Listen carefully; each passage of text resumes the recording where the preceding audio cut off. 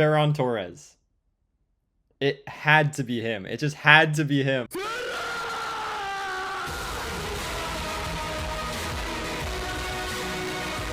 I have had my fair share of criticisms on Ferran Torres, and for rightfully so. He has missed open chances in this World Cup against Cabo Verde. He has missed several open chances that I think that he should have scored. But I have also mentioned that Ferran Torres is a serial game winner.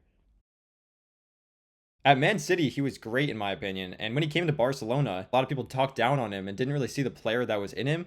And I think a lot of Barcelona fans truly appreciate how good Ferran Torres is, regardless of how many misses he's had that should have won them games. I think that he's won enough games on his own for Barcelona to be able to stay at the club. And honestly, now it's crazy to say this, but Ferran Torres, if he does nothing for the rest of his career, he will always be known as the player that won his country the World Cup, and he will always be known as a global icon in international football. But can you just imagine the mental fortitude to crawl out of such a dark place where you're being taunted by your own fans, you're being called a flop, you're being called a serial goal misser, to becoming that player that scores the winner for his country and wins the World Cup for his nation.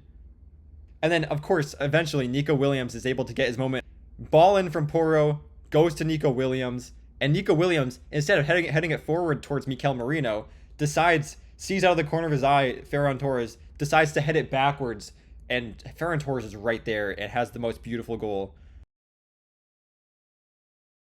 And if you told me 2 years ago that Pau Cubarsí, that young 17-year-old that just broke into the team, would have won the World Cup and played a major role and started every single game for Spain, I would have called you crazy. And can we talk about the goal line clearance from Pau Cubarsí in the final minute of the game?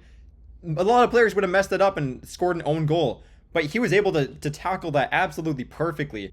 And I mentioned before that this game would really come down to the tactical decisions made by each manager. And Luis de la Fuente, the two subs that he put on, both had the goal contributions for that winner. However, when it comes down to that Spanish team's depth, I always said the depth in the Spanish team is going to get the best of Argentina.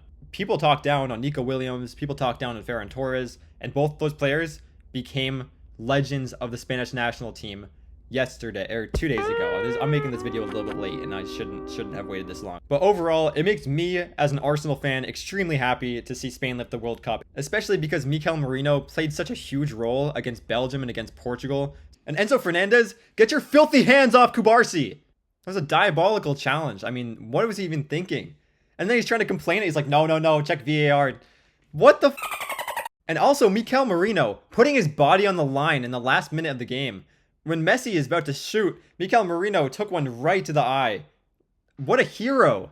And the fact that Argentina registered 0 shots basically until the last about 5 minutes of the game, Spain neutralized that entire attack the whole game. I mean, I already said they were playing like 2015-16 Barcelona against France, and now they basically go and do the same thing against Argentina. 19-year-old Lamine Yamal has his World Cup. He has a World Cup now. And people want to say, oh, he didn't provide a big role, he didn't do much, he scored 1 goal. But they should actually watch the games. He's creating the most positive plays in the team. I mean, he doesn't play the same way he does at Barcelona, but he creates many chances, and he still has years to go before he probably reaches his prime. Sorry if I talked a little bit too long in this video, but I really appreciate you guys coming and watching my videos. It's really great.